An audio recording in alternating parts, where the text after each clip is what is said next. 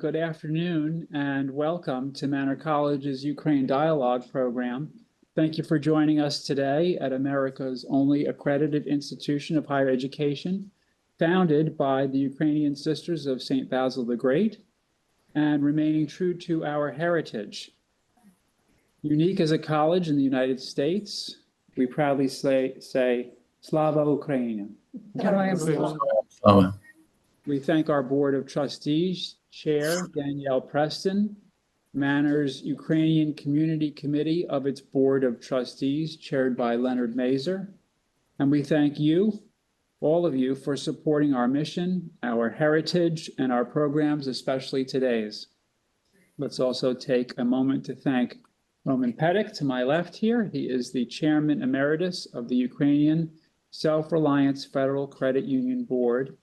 And also we thank Anatoly Murha, who is its CEO. Both of the two have been instrumental to tonight's program, as they have been from the beginning.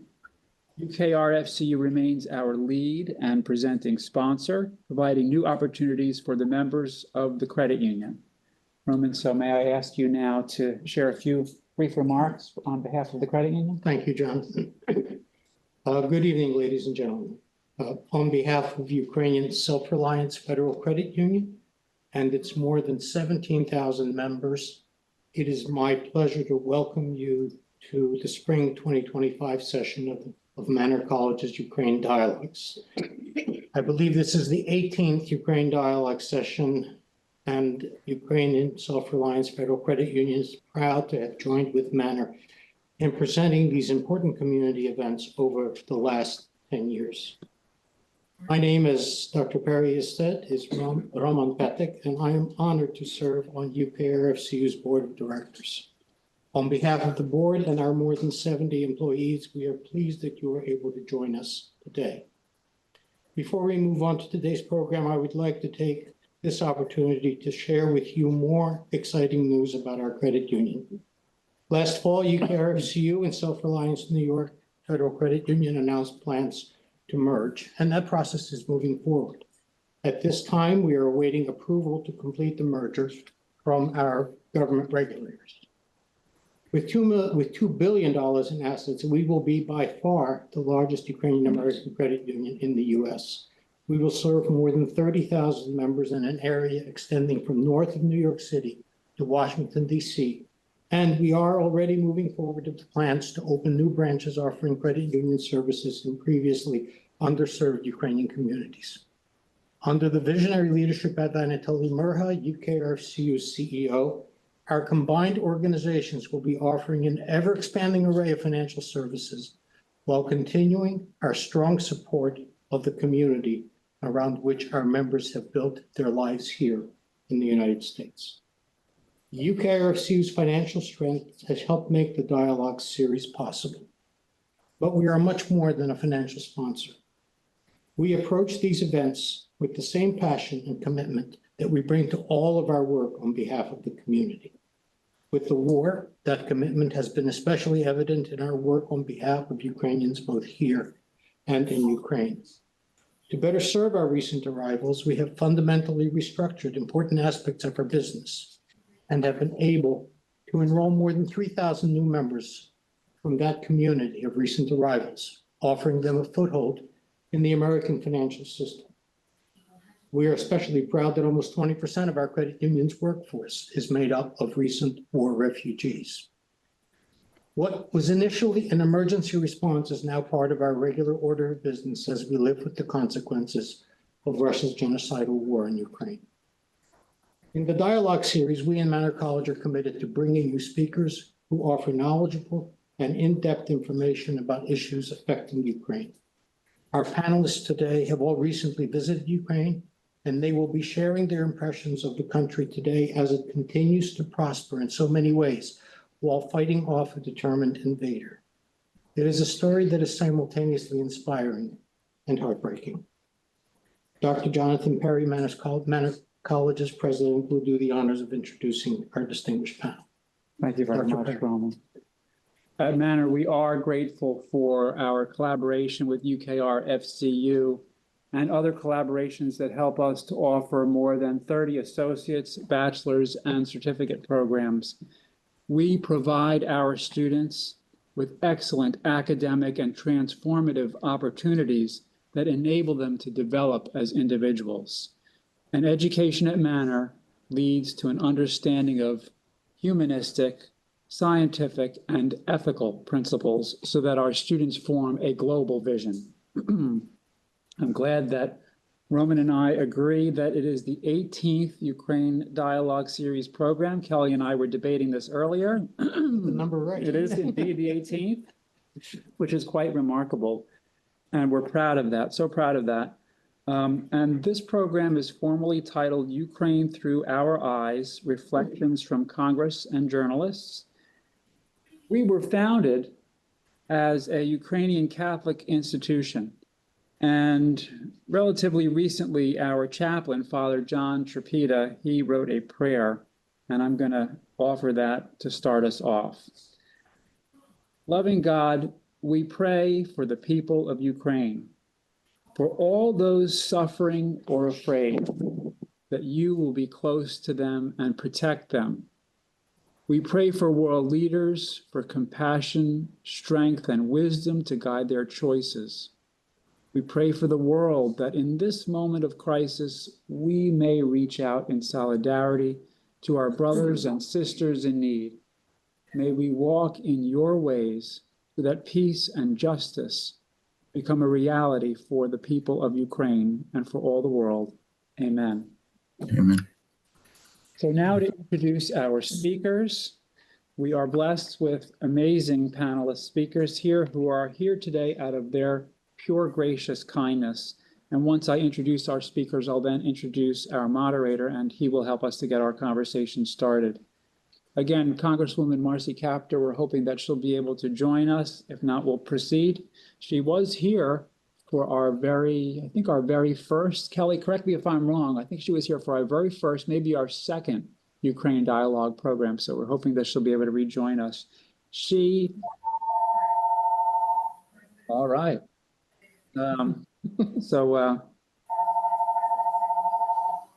Roman, you got a call coming in.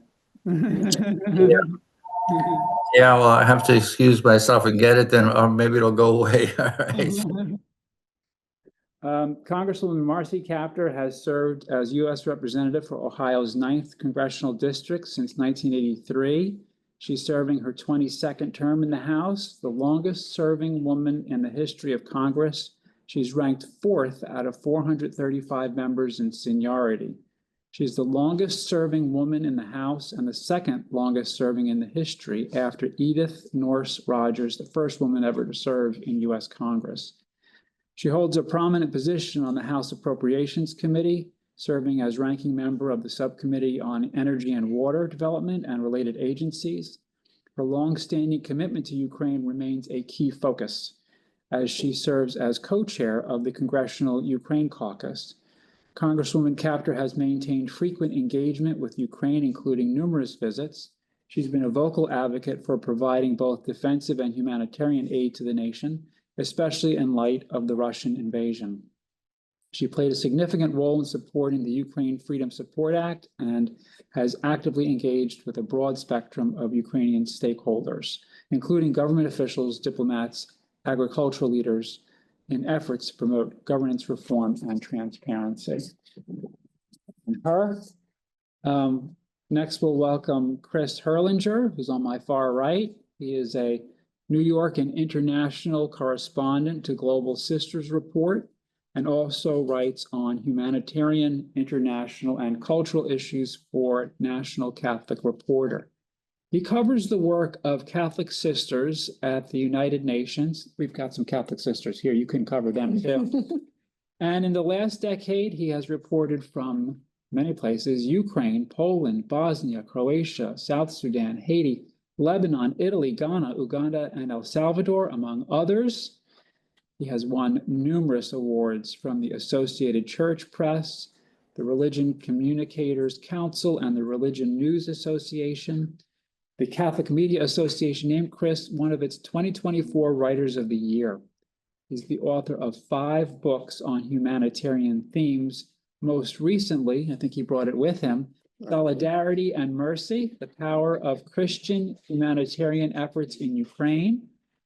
Chris earned his bachelor's degree at Macalester College, his first master's in theology at Union Theology Seminary, his second master's in international relations and affairs from University of Cambridge, and his third master's in creative writing from University of Edinburgh. He was also a resident fellow at Harvard in 2005, working in the area of theology and theological studies. So welcome, Chris.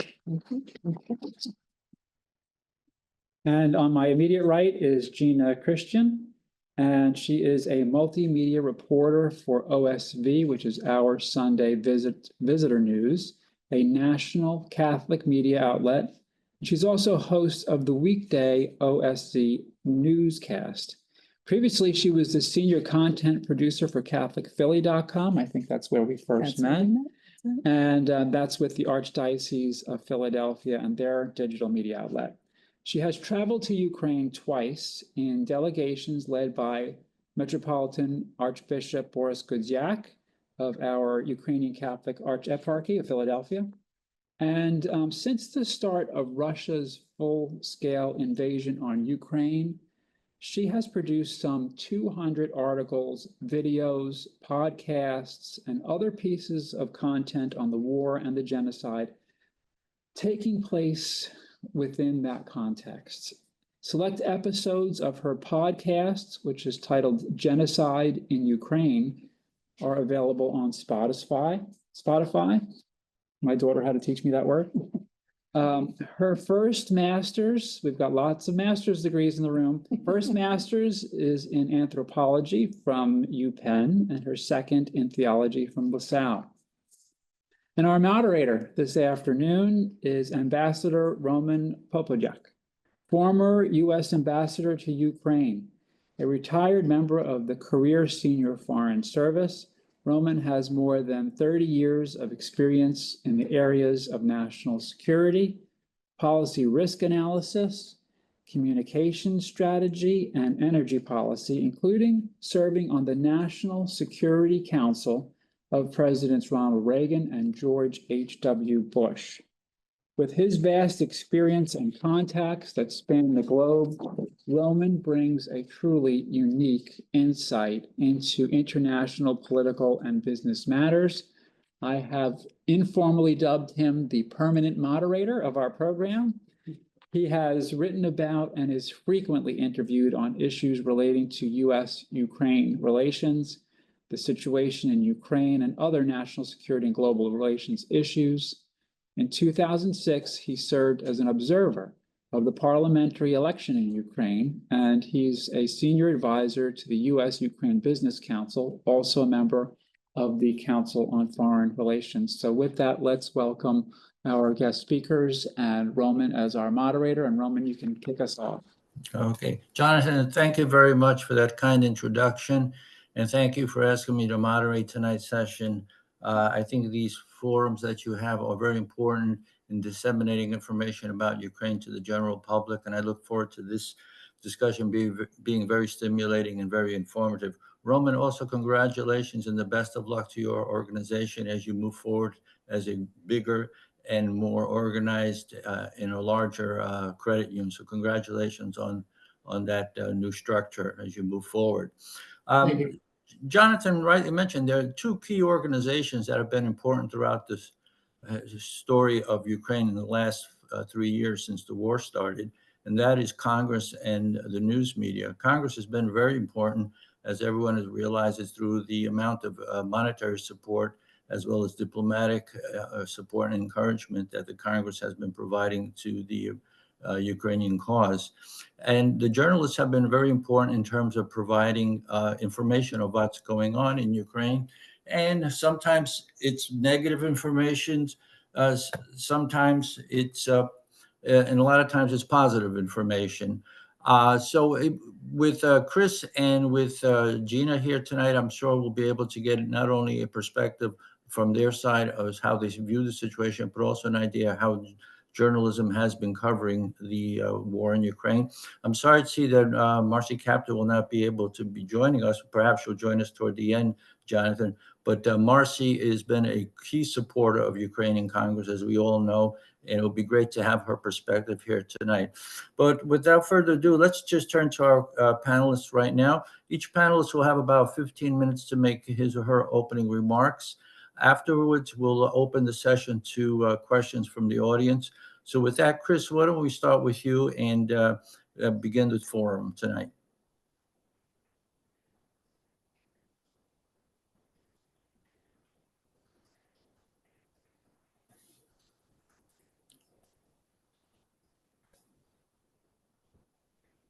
And this excerpt there's some theological reflection that I thought would be appropriate for tonight. I want to say, before I begin, I get to cover the work and ministry of Catholic Sisters, and it has been an absolute blast to cover the remarkable women at the UN in Ukraine and South Sudan, Haiti. They're wonderful, wonderful women. And I was telling a couple people as we began, this week has been obviously busy for those of us who work for National Catholic Reporter because of certain events in Rome, very sad events in Rome. And I asked a sister who I don't know, but I had her contact information. Sister in Ukraine, could you, we'd like some reaction to Pope Francis's passing. And she wrote me back today, and she was very apologetic. She said, "I'm sorry that this is late." She said, "But I didn't get much sleep last night because we were dealing with the aerial bombardments in Kyiv." And that kind of modesty is so typical of sisters, and I love that. But I also have to say, what she said about the missile strikes in Kyiv was very telling about what's going on right now. Anyway, let me proceed with my book excerpt. In 2 years of travel to Central and Eastern Europe, I saw some of the best and worst in humanity. And some of the worst had little to do directly with the Ukrainian war. Personal visits to Holocaust memorial sites in Ukraine, Poland, Germany, the Czech Republic, and Croatia could not help but reinforce a certain pessimism about the human condition. And yet a simple statement by Holocaust survivor Helena Berenbaum, which I saw during my second visit to Auschwitz-Birkenau, crystallized what I had seen and experienced in Ukraine. Even if evil triumphs at times, Berenbaum said, goodness does not cease to exist. I saw plenty of examples of this on the Ukrainian-Polish border, in convents in Ukraine, Poland, Croatia, and the United States, in the towns outside of Kyiv, and in the villages near Zaporizhzhia in eastern Ukraine. Of course, we should always be a bit cautious about the word goodness. It can prevail, as the Gospels suggest, but it is also hard-earned, something that Beatitudes Sviatoslav in his March 2024 sermon at St. Patrick's Cathedral in New York noted, citing examples of those in Ukraine who have suffered for the truth. He said, to the man in Bucha who was shot with his hands tied behind his back in March 2022, to the mother killed a week ago in Odessa by a Russian drone while holding her 4-year-old son in her embrace, to helpless prisoners of war and those who were tortured to death, to you and to me. The image of torture is arresting, and it takes me back to the thought of one of my professors at Union Theological Seminary in New York, the renowned Black theologian James H. Cone. I thought of Professor Cone a number of times in my travels, recalling how he would remind his students that theology, how we speak about our relationship with God, is always contextual, born from personal and communal experiences and histories. So when Ukrainians use resurrection language when speaking of victory, they're seeing a kind of metaphor of Ukraine surviving and coming back and rising from the dead, as one Catholic priest I know said. Professor Cone was an eloquent champion of anyone denied their basic humanity. Moreover, Cone was keenly aware of how Christian salvation is, as he said, available only through our solidarity with the crucified people in our midst, and that it is impossible to embrace the cross unless one is standing with those who are powerless. Surely the Ukrainian refugees I met in Poland could be called powerless, at least as they began their journeys. And most certainly this will be true of the residents of the impoverished, isolated villages near Zaporizhzhia, whose homes had been destroyed and were living by a thread. I think Sister Lucia Morashko, a member of the Order of St. Basil the Great, and one of my hosts in early 2024, was thinking of them when she was convinced that, quote, God is with those who are suffering and with those who are doing something good. I know God cries with the people who cry. I see a God who has suffered, and I know a God who stays with those who are protecting us. I know God is on the side of those who choose to do good. That resonates deeply as I reflect on the many times I heard Ukrainians evoking the experience of the cross. Despite differences in race, culture, and nationality, I think they might appreciate Professor Cohn's understanding of the cross as a living symbol of death and defeat, but also of hope. In Professor Cohn's words, God turned the cross into a sign of liberation and new life. The cross is the most empowering symbol of God's loving solidarity with the least of these, the unwanted in society who suffer daily from great injustices. Christians must face the cross as this terrible tragedy it was and discover in it, through faith and repentance, the liberating joy of eternal salvation. It is this idea of God granting eternal life to all who suffer for the truth that the Beatitudes spoke of so eloquently in his sermon at St. Patrick's Cathedral, as he also did about hope, which he called a theological virtue. In a detail that James Cohn would have appreciated, Beatitude ended his sermon by evoking the life and example of Martin Luther King Jr. King, the Ukrainian prelate, stated that no one is free until we were all free. No one is at peace until we were all at peace. There is no justice if someone continues to suffer from injustice. In a way, that is what Ukrainians have been telling the world for nearly 3 years.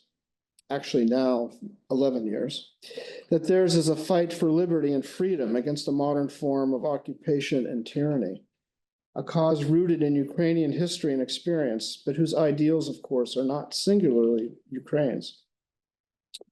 Anna Olsen, a senior combat medic with the Ukrainian Marines and a former Ukrainian prisoner of war held in captivity by the Russians, declared at the United Nations in March of 2023, "Freedom is not free," she said, and that Russian forces are trying to break us as a nation.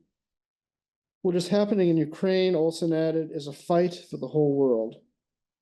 That may sound uncommonly idealistic and noble in an ignoble era of authoritarian and anti-democratic leaders, but it is true. And so is this. When I saw Sister Ursula Kozhowska of Jesuit Refugee Service in late February 2024 in Warsaw, we discussed the fact in the context of Helena Birnbaum's quote about goodness not ceasing to exist. She said the sentiment was true and that the ministries to help the survivors of the Ukraine war were proof of that. But she also expressed a word of caution. After the fall of the Soviet Union, she said, it became popular to talk about the end of history, that with the perceived victory of political and economic liberalism, the world had entered a more optimistic era, perhaps free from tyranny. But Sister Ursula said the idea wasn't true then and it isn't true now. Wars and resulting humanitarian crises like those in Ukraine, where millions migrate, happen all the time. I thought at the beginning of the Ukrainian crisis that it was something special, she said. It's not, it's all too common. And that is true. As we spoke, a war in Gaza raged, as did conflicts in Sudan and Myanmar, among other locales. Humanity's dance with war and with death persists. That is a constant in our lives as humans. Sister Ursula recalled meeting a Syrian refugee who said every day she thought the war in her country would finally end, and it never did.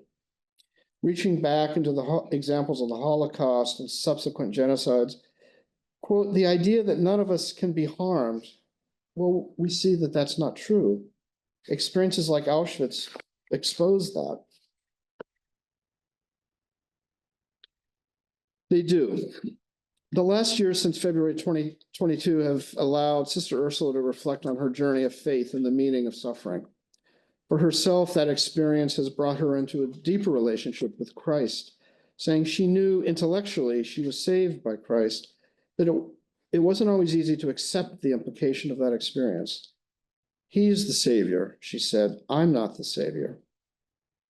Yet at the same time, she said the charism and spirituality of her congregation, the very name of her congregation, the Society of the Sacred Heart of Jesus, is to enter the heart of Christ and go into the world with love.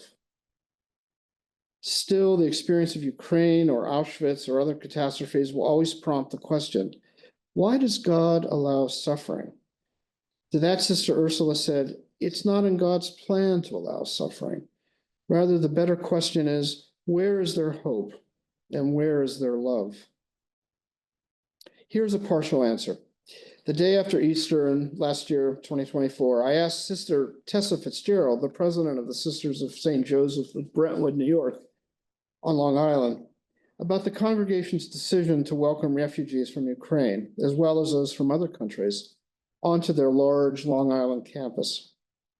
She told me that the sisters always pray and listen to the heartbeat of the world, especially where need is paramount. She said, if we really say we are attentive to those in front of us, we need to be giving. In this case, she said the sisters were responding to an obvious immediate need, refugees requiring safe space after fleeing wars and conflicts, and then trying to find their ways in a strange country. I framed the question as one of, quote, welcoming the stranger, and that's an often used phrase in church circles. But Sister Tessa said the word stranger had quickly lost its meaning as the refugees became integrated into the St. Joseph community, living and working on campus, for example. They're no longer strangers, she told me. The stranger becomes neighbor, then friend, helping to expand the sisters' own sense of community and widening their vision of the world. The refugees being here have opened our hearts. In response to the war in Ukraine, the evidence of opening hearts in the hope of miracle and resurrection, of solidarity and mercy in a broken and polarized world is all around us. Thank you very much for those moving comments. I think you underscored two key points. Number one, the importance of journalism throughout the last 3 years in reporting the personal as well as the collective tragedy that Ukrainians have been undergoing because of the brutal aggression from Russia. And secondly, you underscored the deep faith that the Ukrainian people have, and that faith is what sustains them throughout these difficult times. As rightly so, I think you pointed out that throughout their history, Ukrainians have relied on their faith to get them through these kinds of trials. So thank you very much for those comments. Now we'll turn to Gina. Please, Gina.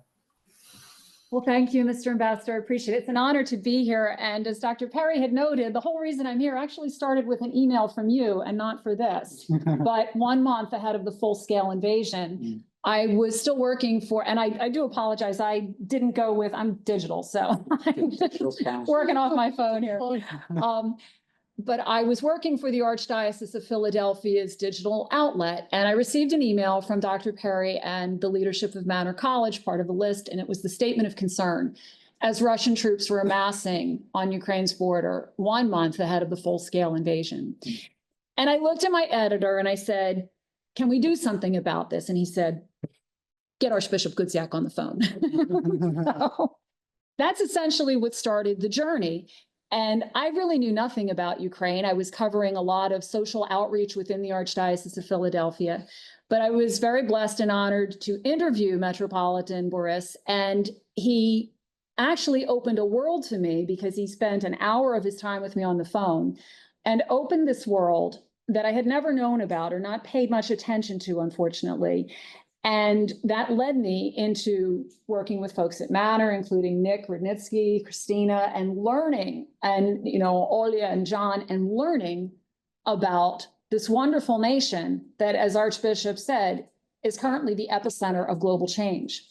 And so what I wanted to do is I ended up going on, while still covering other things in the Catholic press for my former and current publications, I ended up really diving deep and visiting there twice. And it would have been 3 times. I was supposed to go in March with one of the US bishops for a look at some of the pastoral sites church collections were supporting, but then Pope Francis took ill, God rest his soul. But I do hope to go back very soon. But what I wanted to do is talk about not just how I came to cover this as a Catholic journalist, some of the lessons I've learned, but they're not lessons just for personal enrichment. Because my first training was in anthropology, and one of the kind of genre of anthropological literature that always just really got under my skin was the kind where it was called reflexive anthropology that's all about you, you know? And it was like, can you please tell me about the people you're studying here? And, you know, it was almost like kind of a Woody Allen approach to, you know, life where you're kind of, you know, overanalyzing yourself. But I have noticed as this war, you know, which obviously well preceded the full-scale invasion, and by centuries, there has been a tendency to kind of do a lot of that kind of reflexive anthropology, like I'm a better person because of, you know, Ukrainian resilience. That's partly hopeful, but it doesn't really necessarily get to the heart of the question. And so what I am hoping to present are some deeply formative experiences that have been a training for me in how to live, but not just live for myself, but to be a member of the church and the human community. And I think that is what Ukraine is teaching us and has been teaching us. And I pray that, you know, we learn that lesson so that in a small way, I and you know, certainly to a much larger extent, all of us can contribute to human flourishing in the divine plan by celebrating the fight for life, for light, for goodness in the face of truly genocidal, demonic evil. And so just to, you know, kind of quickly ramp up on how I came to cover this, again, after, you know, Dr. Perry's email and starting to talk to people, early on, I keyed in through some of the studies and research and scholars I was, you know, talking to and studying their work, that this was a genocide. This wasn't anything to do with territory, but the real territory that is trying to be claimed is the territory of the human soul and of the mind and of human dignity. And so what I did was just the first part of my coverage really focused on the experience of Ukrainians who had fled here. I began to develop some contacts with Sister Lucia Murashko. You know, I hadn't met her, but I was messaging her and speaking with her on the phone. I did some podcasts with her, and I began to listen and to learn and to understand. And what I really also keyed in early on, it's popular for people, and journalists, we are guilty of this. We say, we give voice to the voiceless. And I say, no, God gave you your voice. I give you the microphone, and there's a big difference. So a lot of my coverage involved the work of the religious sisters, and I have to get in one of my favorite little mottos. I think I might want to trademark this. If you want to get it done, you better call a nun. Okay, so, because this is truly heroic work that so many orders are doing. I did eventually, and even when I first interviewed him, Metropolitan Borys said, you know, I'm putting together a delegation of journalists I'd like to go to Ukraine. And I thought, that's great. And I know my boss will never sign off on that one. But eventually I did get there. And in June of 2023, I accompanied Metropolitan Borys, his fantastic communications director, Mariana Karapinka, who is a journalist and just an incredible liaison for me with the global Ukrainian community. She'll probably get really mad that I mentioned her because she's also a very humble person, but I did. So, and that first trip was concentrated in Lviv and in Kyiv, and it was, you know, centered at Ukrainian Catholic University, which of course has been such a force and a locus, just like Manor is here, for you know, Ukrainian thought, language, culture, spirit, identity, and also for global relations. And it just functions so dimensionally, and its history is just incredible. And while I was there, it was technically kind of a, if you will, quiet period in terms of we had the air raid alerts, but and I traveled to atrocity sites such as Bucha and Irpin, and I met with people. I interviewed a woman who had been raped by Russian soldiers, well, one in particular that had occupied their village outside of Kyiv and had hidden in a neighbor's basement for 2 months, afraid to go outside, praying before icons of Jesus and Mary after this experience. And the experience of dialoguing with her, with a woman who had lost her husband, her son, and her lower right leg while she was driving in a car escaping a Russian attack, seeing these people touching flesh and blood, meeting soldiers in treatment, looking into the eyes of people who had lost loved ones, and being on the very soil of Ukraine was a game changer. And, you'd mentioned, Chris, about, Auschwitz. And when I was there, I was at Babin Yar. I got to go to Babin Yar, which was the site of massive atrocities for Kiev's Jews. And I think in the first 3 or 4 days of this Nazi massacre at this ravine, some 34,000, I believe, were killed, and ultimately 100,000 perished there. And I remember when I was kneeling in there, because I knelt before the menorah, the memorial menorah. And by the way, it's telling that this is Holocaust Remembrance Day, right? It's Yom HaShoah, I think is how you pronounce it. And I remember thinking, why is this happening again? What lesson has humanity not learned that here we are again? And when you go to Babin Yar, when you walk through it, it's the memorial that's there is triggered in such a way that as you walk past, sensors go off and you hear the names on outdoor speakers whispered of those who perished there. So it's a very immersive experience. That trip just absolutely solidified my commitment to pursue this coverage and to continue doing it. And while I was there, I was able to write 10 stories from the road and then come back and file another 10 and just tell the story of people who were helping, people who were, had different insights. His Beatitude, Sviatoslav Shevchuk, the father and head of the Ukrainian Greek Catholic Church, gave me an hour of his time. And he talked about even there things like anger and the push to capitulate and make a fast peace and broken promises and the long path that forgiveness, the intergenerational path that forgiveness and healing would take. And I came back, as I said, even more determined than ever to continue this. And then as I came back, I noticed that it was starting to get a lot harder because interest seemed to be lagging and flagging here. But I was blessed to go back again. And this time the trip that I took with Metropolitan Borys and his delegation was a 1,560-mile circuit of Ukraine. And we basically did a big oval that took us down from Lviv to Odessa to Mykolaiv to Zaporizhia, out to Kharkiv and to Kyiv and back. And I saw up close and heard, I remember one night was a particularly powerful explosion that awakened us. And someone had been very likely killed. It wasn't just an air defense. And this was when we were in Kharkiv. Through it all, it was an encounter with humanity. It was an encounter with everything that we aspire to, hope for, or live for, the human spirit. And I started to struggle with why aren't more people stepping up? Why are there broken promises? Why did the Budapest Memorandum, which was supposed to assure, or at some level, if not fully guarantee, at least assure Ukraine's security in return for nuclear disarmament, why had that not been honored? Why hadn't the UN Charter been honored? Why hadn't the Genocide Convention been honored? Where was the world? How am I doing on time, by the way? I think you're okay. Okay. That's 12 years of Catholic school, right? You're always like, wait a minute. But I think that, and I just want to make sure I'm keeping to my notes here. What has been frustrating and blessing is knowing the intensity of how hard Ukrainians are willing to fight for this truth. As Sister Lucia said to me, she's counseled many soldiers who are admittedly tired. They take respites they come to the Basilian Monastery in Zaporizhia, and Lucia and her fellow sisters go out to the lines to deliver, as close as they can get aid.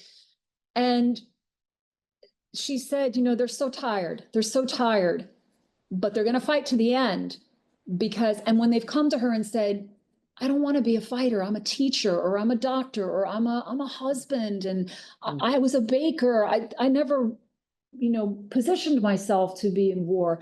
And she said, you're not fighting because of what you hate in front of you. but because of who you love and what you love behind you.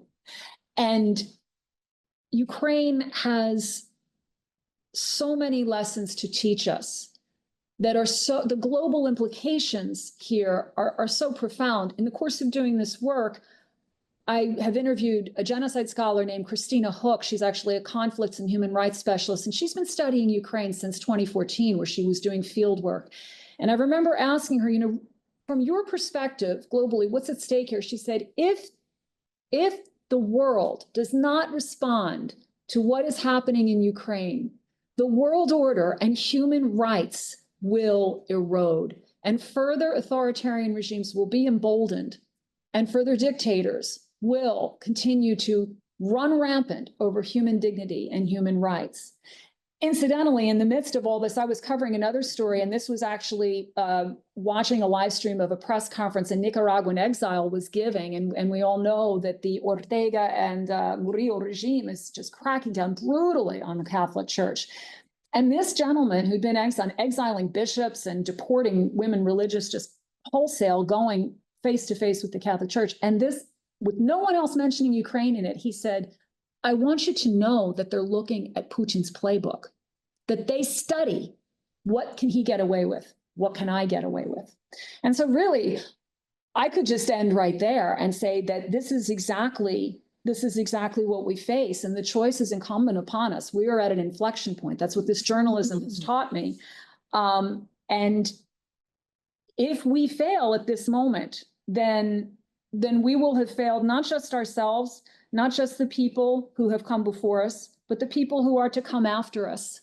And I would simply say that this has been, for me, an education, an experience of being humbled, of being edified, of being informed, and of being more determined than ever to not just file my story, walk away, and wait till the next day, but to commit wholeheartedly to what is a mission, and a mission that we all share, which in our various states of life and capacities is to build up the human community made in the image and likeness of God.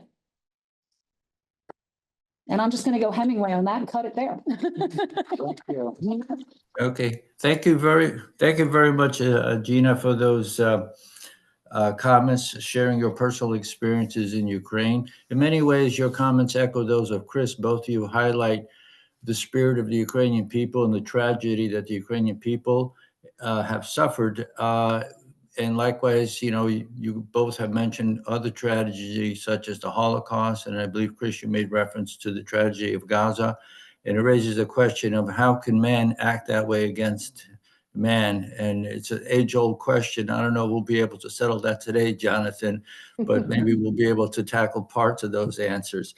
Anyway, I would like to now turn the floor over to questions. As the moderator, I have the privilege of asking the first question, I suppose. So I'd like to start with a very practical question. Chris and Gina, you obviously both have been following the news. There's a big push for a peace settlement in Ukraine.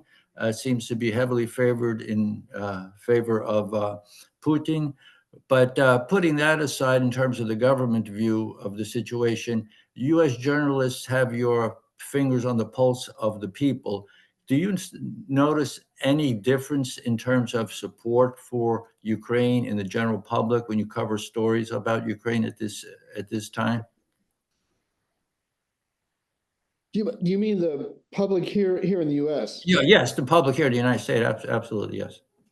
My sense is Ukraine is not at the center of concern right now. I think some people are concerned about it. I think there's a minority of folk who are very committed. I had to cover the Hands Off rally in Washington a few weeks ago on a Saturday. The following day, on a Sunday, there was a smaller rally for Ukraine. It was in front of the Lincoln Memorial. I mean, not nearly as many people as I had seen the day before, but many Ukrainian Americans, obviously, but there were others who were clearly not Ukrainian American. I think there is a core bit of support, but I did see at the rally, the big rally on that Saturday, I did see a fair number of Ukrainian flags, I have to say. but I still think overall, right now, I mean, the last few months, I don't have to tell anyone, they've been difficult months and on so many fronts. And I think many Americans are just tired of dealing with all of these crises emerging. And my sense is Ukraine is part of that mix, but not at the center of the mix. Is that? I would agree with a lot of that. I would also add that I think that one of the things that's really gone undercovered here is really the influence of the lack of information, but also deliberate misinformation and propaganda from Russia. And I think that what we are not acknowledging is just how much the information space is the battlefront here. And, you know, actually one of my international editors was at a conference where recently they had speakers who were cautioning against the use of ChatGPT or in an AI, because what it's drawing from is a lot of Russian propaganda has, you know, so volumized its input into sources that it's returning that, you know, that kind of response when you use that. So I do often cite the paper by the Rand Corporation that I think came out in 2018, and it you know, kind of made a schema for the Russian propaganda model, which, you know, it called it the fire hose of falsehood, so that it's continuous, it's overwhelming, it's deliberately contradictory, and its whole goal isn't to get you to believe one way or another, but to get you to doubt enough that you don't know what to believe. So a very concrete example, for example, Mr. Investor, is that, you know, I had friends that just didn't know a whole lot about it. And they said, well, I saw this video from RT and it says that Ukraine is staging this whole thing. And I was like, no, okay. You know what I mean? So people who are of goodwill and who are tired after a long workday and maybe don't really have a sense of trust in the media. That's another angle too, is that, you know, polls have shown that media trust is very low in the United States right now. And there's a lot of unfortunate cynicism about it. You know, I guess I would add to that. I think that's another dynamic here that we have to consider is where are people getting their information? Because that information is going to inform their response, right? And I agree, the level of crises in the world, you know, it can lead to what I think Timothy Snyder called it. I think he used this term, or maybe he was citing it from someone else, called internal migration, where you just think, oh, I've had enough. Let me go home and binge watch some Netflix. This is too much. You kind of move away from, you know, the news of the day because it's too overwhelming. And again, just to wrap that up, I think that sometimes we just shrink away out of fear. I can't fix this. I don't know what to do. But Christina Hook, whom I cited earlier in the interview that I did with her, and she's talking about, you know, the global implications of not getting this right are just profound. And I was thinking at the end, well, I'm going to ask a question if there's any hope. And I don't know what she's going to say. She said, but of course there's always hope. We can always do something. We are never powerless against evil. All of us can pray, encourage each other, pick up the phone, contact our representatives, and we have to believe in that. You know, I think there is a moment of fatigue with not just the Ukraine, but maybe with our own capacity to make a difference in anything. So I think that may be at work. Okay, thank you very much, Chris and Gina. Let me permit me, Jonathan, just to follow up a little bit and ask both Chris and Gina to look at it from the other side. Obviously, there's been somewhat of a change, to put it mildly, in terms of the U.S. policy toward Ukraine, how we're approaching Ukraine. But saying that, can you share with us your perspective of how Ukraine now views, and I'm not talking about the government, I'm talking about the people of Ukraine, your interactions with them or your views of them. Is there a new sense of how the Ukrainian people view the United States at this time? Is there a change in any way? And if so, to what degree? And in what manner? Well, I've stayed in touch with people I've met, and I think, and I always tell them that there is a core of people in the U.S. concerned about this. It's not the majority of people, but there is a core of people concerned, and I think they take encouragement from that.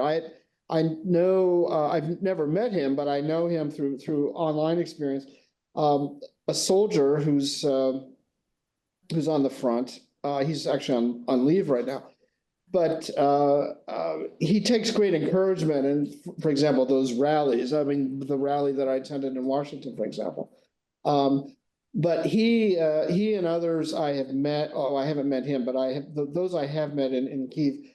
They are, to say the least, very upset and angered about what has happened in the last 2.5 months.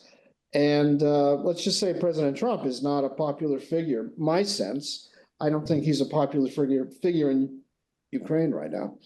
Yeah, I was just speaking with an American journalist who's based in Kyiv this morning, and he was telling me that there's also, along with that, I mean, and certainly there is still gratitude, I think from that I hear expressed from, Sure. from sectors for support, but there is a puzzlement too, a kind of a bafflement as to why we're kind of not getting it, and that we don't see what the risks are. And it's often said that the United States, bounded by two oceans, can kind of get insular and not realize, I think there's a shift that they don't understand why we're not making. That's what this journalist was telling me, that they just kind of don't understand, like, why are you not more on alert as to what really could happen here if you don't take timely action? So that's a sense that I have. Okay, thank you. Jonathan, let's turn the floor over to questions now. If anyone in our audience, either there at Manor or on the web, has any questions, please raise your hands. Do I see anything in the chat? Kelly, do you have anything? Well, we'll see if Kelly does. Are there any questions in the room? I do, and hopefully Kelly will be able to share. So it looks like there may be two in the chat. In order to, there's so many news articles that happen in any given day, and it can be overwhelming for most people. And, we sort of all have our sources, of course. But I think the two oceans thing and the distance really is the problem for many Americans. And storytelling seems to have some incredible value because that's sort of what we remember more, rather as opposed to just sort of the rote facts. And I'm wondering, what can American journalists do differently or better so that there is a stronger rootedness of understanding of the American people in what is actually happening? Because there's not just the ocean detachment, there's also sort of social detachment. And I think people can sort of go by in their day-to-day lives, and they live in America, and they go to work and they toil, and then they come home and they do their home thing, and they're just not, there's so many things happening in the American sphere that they're not concentrating on it effectively to rise it to the top, to understand that it is not just about Ukraine, it is about the world. And when you start to reshape global powers post-World War II, you start to get into an entire dynamic that you talked about, which is that you're then encouraging the authoritarian leaders to do more of the same. So what can the journalists do better so that they can capture more of that mind time and better understanding of the American people? Oh, boy. Well, I have a couple of thoughts. Oh, boy, Well, a couple of headwinds here are people are looking for shorter news, and unfortunately, and to some, they kind of want the quick hit, and that can be a balance to convey, the history here. Like, there are some important historical points that, and I've kind of developed some working language that I can, always make sure that people understand in my articles. This started in 2014, this particular conflict. It was preceded by, centuries of, it's been declared a genocide in 2 reports from New Lines and Raoul Wallenberg. Some things that you can put in there. But believe it or not, well, 2 things. I think that more multimedia, English language, I think that's very important because people do expect journalism in more multimedia format. But another thing, though it's not journalism, although some of it in the sense of the documentary or docutainment genre could count as journalism, I really think that we need more storytelling in entertainment. That because movies and very powerful. They're very, very powerful. And there are some excellent films, but that do convey the story, but there's also the language barrier too. And that's, I'm learning Ukrainian, but my Ukrainian friends know what a slow go it is for me. So You're not alone. no, we're going to do it. You know what I mean? We're going to get there. So, but I do think that's another way when people are weary of the news, maybe, they'll be like, let me just go. A story is compelling. As you said, you've hit it on the head with that. A story is compelling. Mm-hmm. And can we tell more and more of those compelling stories that draw people out of themselves and make them lose the fear of learning more, might be one way. Mm-hmm. I have seen, this is a very minor point, I have seen two really good documentaries in the last year by Ukrainian filmmakers. Now, they were showing in art houses in New York. That's a very limited audience, but they were excellent. And I think they told the Ukrainian story from the Ukrainian perspective. And that's, I think that is so important. I think something that I've recently subscribed to independent source, an English language source in Ukraine, that is it the Kyiv Independent? Kyiv Independent, Yeah. Mm-hmm. I think they do really good reporting, and they know that they're writing for an English language audience, but I think they know how to speak American, right? And I think the reporting has been really, really good, and it keeps me on my toes. It makes me go back to the time I spent with Sister Lucia, and she told me I included this in my book, a delegation of pacifists who came to visit, and they were well-meaning peace activists, and from U.S. and Japan, I think. And she said, they were well-meaning, but they just didn't get it. They just didn't get it, and I used some of their arguments in asking her questions about, well, all right, if to end the war, that means that Ukraine gives up territory, isn't that a good thing in the end? I was playing devil's advocate with her. And she said, as did in fact, a Catholic priest I met, who had been he had been in occupied territory for about a year, finally was able to come back to Ukraine. I mean, he and others just made clear this Russian occupation is horrible.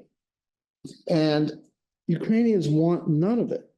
They want none of it. And they don't want a return to that Russian domination that they experienced during the Soviet time. And, it gets back to the genocide of the 30s, et cetera, et cetera. I think Americans just have to be told in a way that makes sense that people do not want to live under a repressive system. And whether Americans will get that, I don't know. Well, just to add to that, one thing, and this is a shift in the language that's come in with the current administration, and it was preceded, it was out there before, and it's this, we've got to stop looking at this as transactional. When you say give up land, if I went to your yard, right, and I moved your fence post, to expand my own yard by about 3 feet, I'm sure you might have something to say about it, right? And most people would, what are you doing? I mean, right. But we kind of, glibly throw these terms around, not even realizing what the full impact of that is. Right. You know what I mean? And say, well, if you just make some concessions of the land, like always talking about the Yitzhak said, you're basically damning people to subjugation, to torture, to death, and giving a pass. And to genocide. And to giving a pass on that and saying, you know what, that boundary is good, go ahead, do what you want. That takes us right back to the very word genocide, coined by Raphael Lemkin, who lost 49 members of his own family in the Shoah and the Holocaust. He was trying, as a lawyer studying in Lviv, he was trying to understand why could the Armenian genocide happen, and a person would go to jail for killing a man, but an entire nation would be granted impunity for killing another nation.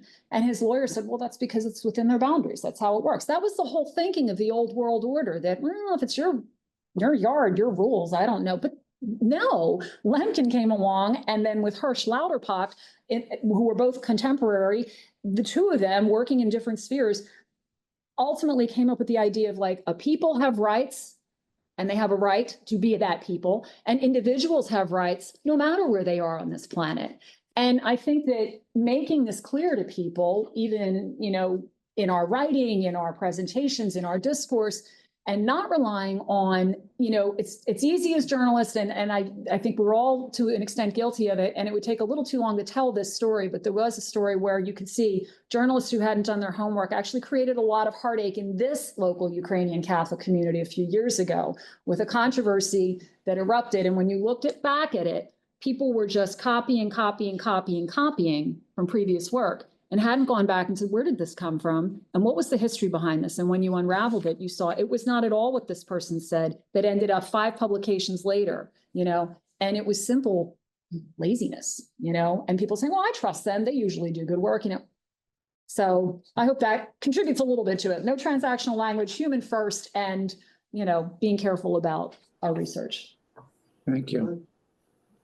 Jonathan, I think we have a question in the chat room. Let me just it's a long question. It's from Andriy Chornomod. Let me see if I get the name. Chornomodolsky.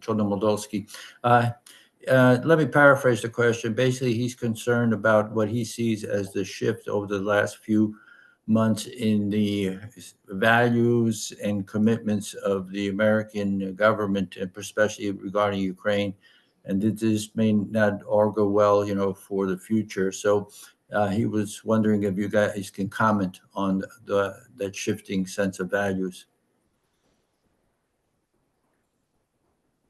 It's really frustrating. I'm assuming here, let me just add to it. I'm assuming here he's thinking about, that the administration has become a little bit more anti-Ukraine, so to speak, to get to the core of it, and is becoming a little bit more favorable toward dealing with Russia. And this seems to be a shift in democratic values, where, for years we've been committed to Ukraine. We've been committed to, for example, that Crimea is not part of Russia, and now supposedly, this administration is willing to recognize Crimea's takeover by Russia.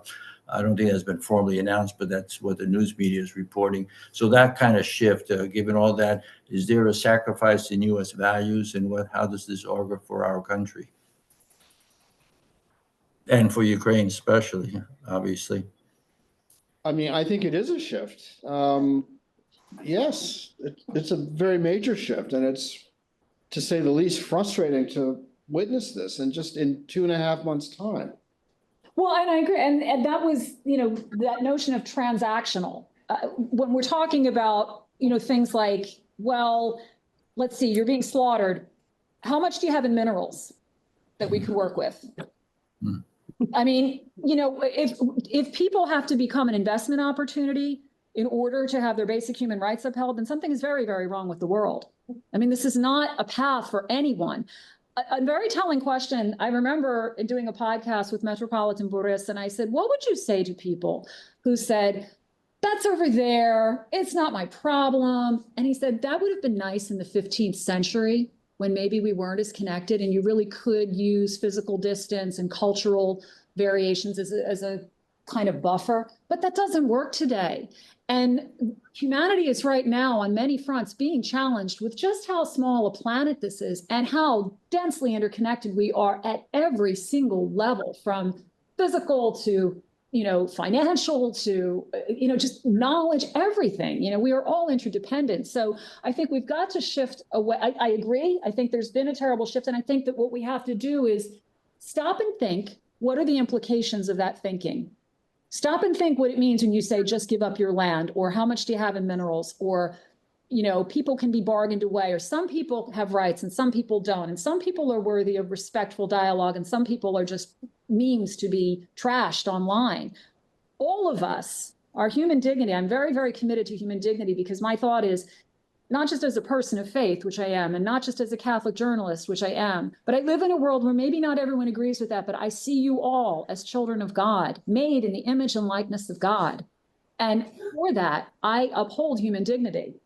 And I have to challenge it in day-to-day conversations too. When people say, I'm just like, wait a minute, do you realize what you just said there? And there's a way to do it that's nice. I mean, I don't want to get disinvited from every dinner party, but I think that we have to be cognizant of this, and we can't be afraid to recognize it, and we can stop this. We're not powerless. By the grace of God and by our own human will, we can change. The Titanic did not have to crash into the iceberg. What crashed it? Pride and an unwillingness to see it coming. But humility and wise action and divine grace would have turned that. And the same is the case here. I do think the polls, from what I understand, the polls indicate that a majority of Americans still support Ukraine. Now, that may be a small hope right now because Congress doesn't seem to be willing to intercede on what the Trump administration apparently wants to do. But there is that hope that a majority of Americans still believe that the U.S. should be supporting Ukraine. And the thing is, that is true. I mean, the people deep down can see the injustice of it and can see the right of saying, no, this isn't going to work.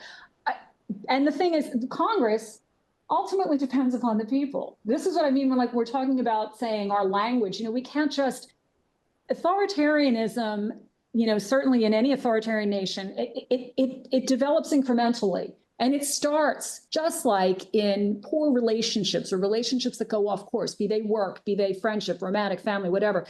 It usually starts very incrementally, and it's things that are left unchecked, unaddressed, and resentments build up and distance grows.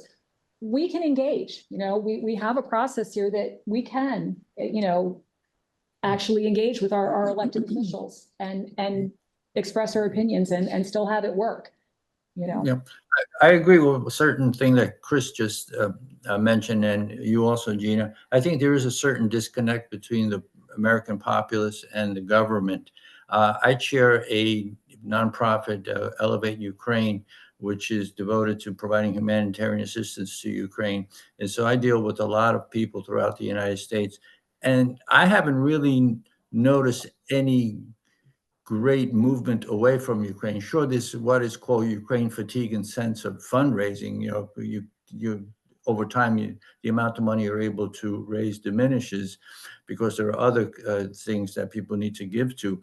But in terms of the amount of money that's still coming in terms of the amount of commitment that people provide and the amount of interest that people have in Ukraine moving forward is still very much there. So I think there is a certain disconnect. Now, whether that disconnect can be blended eventually where the administration changes its tone, that'll depend. That goes back to what you mentioned, Chris. It's going to be for the Congress to take a role in this. And Congress has always taken a role in providing assistance to Ukraine. That's why I'm sorry Marcy Kaplan couldn't be with us, because it would be good to see what the feeling in Congress is. Now, we see a number of individual congressmen as well as senators speaking out on behalf of Ukraine, but we haven't been able to get that core group yet that can galvanize around the American public to push a policy that's more favorable to Ukraine. But anyway, I don't want to dominate this myself. I don't have any more questions in the chat, Jonathan. I don't know if you have any questions on the floor there. We do. We have two in the room. So I think we'll start with Dr. Gillespie, our provost here, and then Ilya. Well, first I want to thank you for your very profound and impactful remarks, which are so important for all of us to hear. It really is eye-opening and important. And my question is this, the ambassador started his remarks referring to the most recent so-called peace treaty that the United States proposed recently. And the ambassador indicated that it heavily favored Russia. And that seems to be what the reports indicate when you read the news. I wonder if you could comment on, if you're able to, what you believe would be a fair and appropriate peace treaty that would uphold human dignity, as you suggest. Were you able to hear that, Roman? Yeah, no, I heard the question. It's a very good question, a very fair question. Unfortunately, I don't think I have the crystal ball for the answer. A fair peace treaty would be that the Russians pull out and Ukraine goes back to its pre-2014 borders, gets everything back. That would be a fair treaty. That goes without saying. If you're asking me what can be the best outcome right now, the best outcome for Ukraine right now would be for the United States to maintain its support of Ukraine, and you reach a point that there's a frozen conflict, much like there was after the 2014 war started, and you had the Minsk process, and that didn't move forward. The Russians, everyone talks about the vaunted, Russian military machine, and everyone keeps saying that the Ukrainians cannot continue this fight. You have to take a look at the fact that for 3 years, the Ukrainians have been able to hold off the military machine, one of the biggest military machines on earth, as people would say, yet the Ukrainians have held them off. Imagine if Ukraine had been given the equipment and support that was necessary in the beginning stages of the war. It'd be a whole different story now, but that's a whole different issue. So I see the best process right now is for the United States to continue its support of Ukraine, provide the equipment that is necessary, because I do not think, and I may be in the minority here, I do not think the Russians can overtake Ukraine, quite frankly. The willpower of the Ukrainian people and the resolve of the Ukrainian people is very strong. And I think Chris and both Gina also hit the nail on the head when they spoke about the faith and the resolve of the Ukrainian people. It is very much there. They are willing to continue to fight. The Russians are going to reach a point where they cannot sustain the level of economic loss and bloodshed and not be able to move that much further into Ukraine. So the thing I see coming out of this is a frozen conflict, which basically is a de facto takeover of eastern Ukraine by Russia, but not a de jure takeover. But this doesn't give an actual peace to Ukraine. It just freezes everything in place, much like the armistice did in Korea, which separates North and South Korea. So I do not see, and I may be going on a limb here, I do not see a formal peace agreement between the two countries, because the issues are too deep for Ukraine. You have to realize, Ukraine it's not only territory, it's identity. They're fighting for their survival. They're fighting for their identity as a people. And they're fighting for their territory, because identity and territory go together. You have to realize Putin back in July of 21 wrote the article saying that Ukrainians do not exist as a people, and Ukraine as a country does not exist. There's no such thing. So you know where the Russians are coming from, and you know where the Ukrainians are coming from if you've studied Ukrainian history. So this notion of Ukraine, just rolling over and giving up is not in the cards. The Ukrainians will continue to fight. And I think one of the problems we have as a country is we don't realize that two things. Number one, if you give in to the Russians now and have what we call a peace agreement, the Russians will use any means possible to continue a hybrid warfare and sabotage of what part of Ukraine remains in order to undermine Ukraine further. The other thing is, heaven forbid, if there was such a thing as the Russians were able to really break through into, central and western Ukraine, the amount of guerrilla warfare, for lack of a better term, or insurgency would be immense, and you'd be a huge conflict. And the problem there is you could actually, by favoring this kind of peace that we're talking about, you could actually lead to a bigger war in Europe than solving it. And I think one of the problems we have is we're not looking at the long ball in terms of what this can mean for the region, what this can mean for Ukraine. And we're kind of looking at this at a short-term transactional thing. And that's very, very poor judgment on our part, I believe. And I think, that I would hope that the administration reconsiders a lot of its positions right now and gets a little bit more backbone in terms of supporting Ukraine. Sorry for that long, rambling answer, but in short, there's no silver bullet to solving this. It's going to have to be a situation much like the Korean armistice, I think. Mr. Ambassador, let me just ask one follow-up question to that. Let's say that, I don't think this is going to happen, but let's say Ukraine says, okay, we will give up that land. It's 30% of the country. That seems very improbable to me. But let's say they do that. Isn't there, though, that could fester for decades, and that eventually there's going to be a nationalist movement, a guerrilla movement, whatever, that would take on the Russians in those occupied territories, right? That is, I'm sorry, go ahead, Chris. No. I mean, isn't that a possibility? That is a possibility, but I see the possibility as being reversed, because right now what they're talking about is giving over the land up to the point that the Russians control, and the Russians do not control some of the oblasts totally. They only control parts of them. So here's the situation. You reach a peace agreement, for lack of a better term, and the Russians get the 4 oblasts, and I think 3 of them, they don't have total control.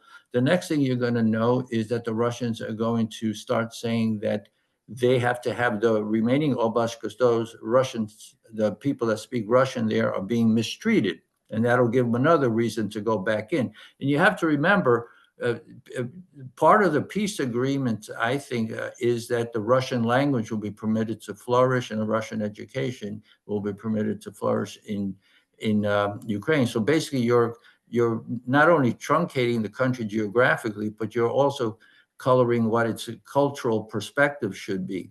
And so you're laying the groundwork for further Russian incursions in 2 ways: by the territorial subdivision, whereby not, all the territory that they claim is theirs is actually in their hands, and also by laying the groundwork, by laying a cultural basis for incursion, namely the Russian language and Russian culture.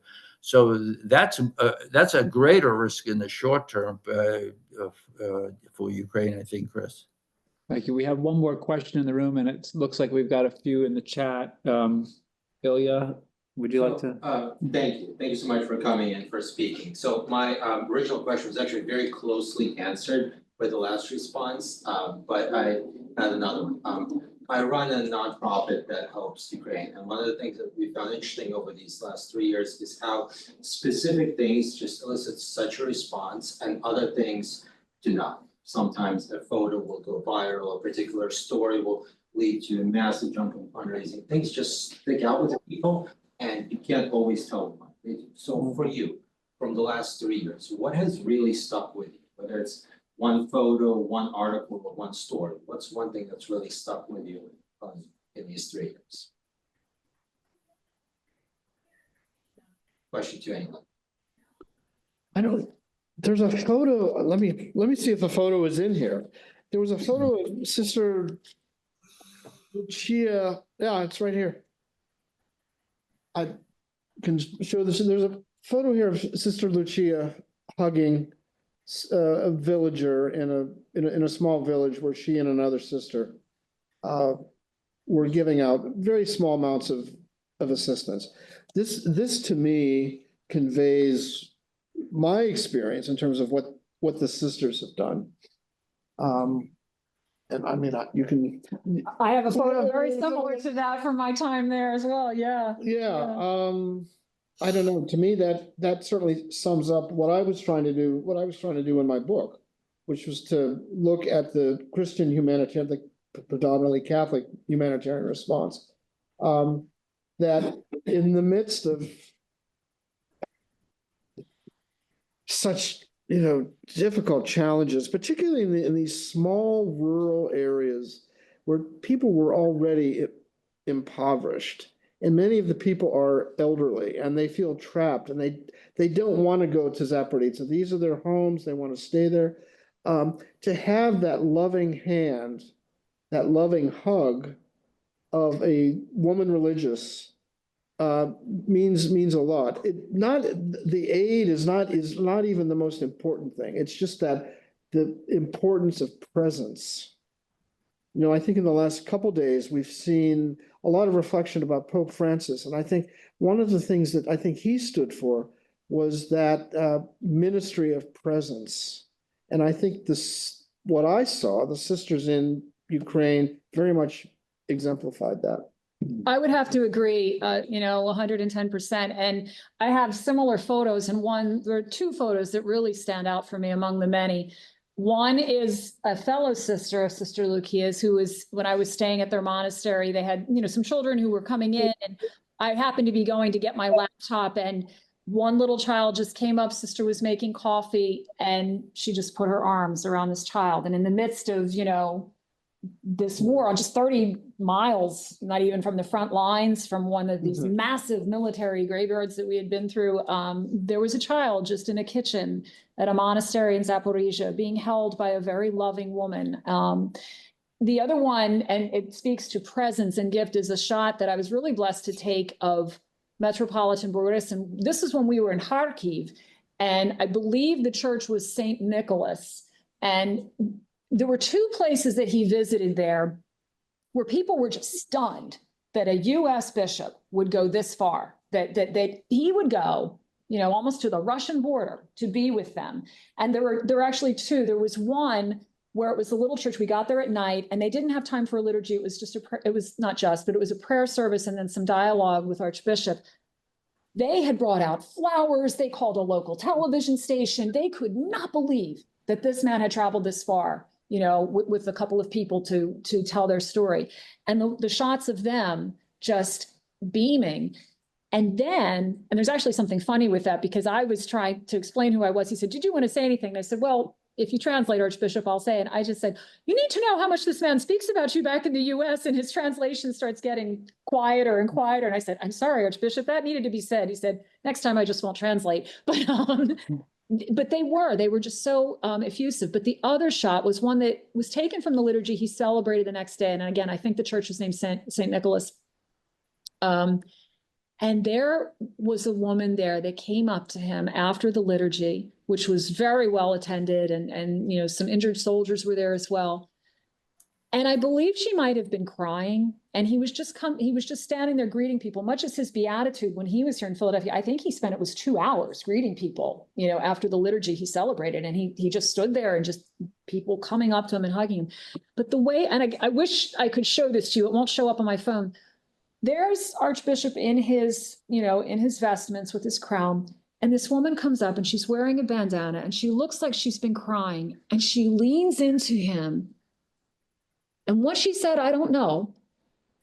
And he leans into her with his ear. And what he heard, I don't know. And behind them were like 3 or 4 people just beaming. And she looked as if she were pleading for the pain. I mean, what I couldn't understand from her language, I saw in her face. And in addition to presence, it's being listened to, and the fact that those experiences I had where people were just listened to, or when people shared those experiences with me. Bishop Vitali in Kiev, who was the Roman Catholic prelate there, told me one story that just destroyed me. It was so, when I was writing it, I just burst into tears. He was supposed to visit a parish, and the woman who was going to bring him flowers couldn't come to the liturgy. And they said, "Listen, her husband was just killed yesterday on the front lines." So he said, after the liturgy, "We're going." And they went there. And he said the whole family, of course, was a mess. And he just opened his arms, and she just sobbed.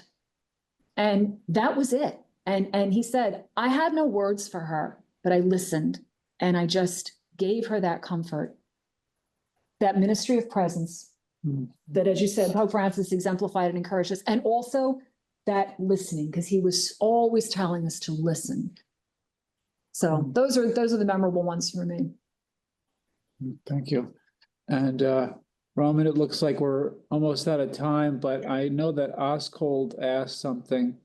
I don't know if among the other questions, you're the moderator, so you let us know if you want to have one more. Well, all of a sudden I've got a number of questions in the chat, but we're running out of time. Questions dealing with what happens to the Republican Party, something about retirement accounts, the peace plan. So a lot of things. I don't know the answers to a lot of these questions, but I'm sorry we just ran out of time to address them, because I think it's already 8 o'clock, Jonathan, so it's time to wrap things up at this stage. Okay, well, thank you very much, Roman, for moderating. Why don't we please share our appreciation with our panelists and with Roman.